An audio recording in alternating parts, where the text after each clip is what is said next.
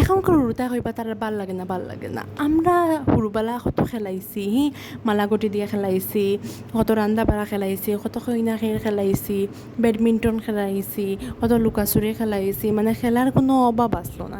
আমরা লেমও ফরছি, লেফটনও ফরছি। এখনকার হুড়ুতায় দেখ পায় এসির নিচেও তাকিয়া পড়তে পারে না, মানে বুড়া লাগে, বোরিং লাগে। আমরা সময় বোরিংও আসলো না, বুড়া লাগাও আসলো না। আমরা যা পাইছি খেলাইছি, যা পাইছে খাইছি। ও মা এখন করে হুড়তা দেখ পায় না, বিরিয়ানি হইলে খাইন না, চাউমিন না হইলে খাইন না, চিকেন পকোড়া লাগে। আমরা এবার ডাইলর পকোড়াও জুটছই না খফালো, আর চিকেন পকোড়া তো বহুত দূরের কথা। তো এখনকার হুড়তার কত ধরনের খানি দেখ পায়। আমরা সময়টা চিকেন পকোড়া কিতা 1 প্যাকেট 5 টাকা চিপসও আসলো না খাইবার।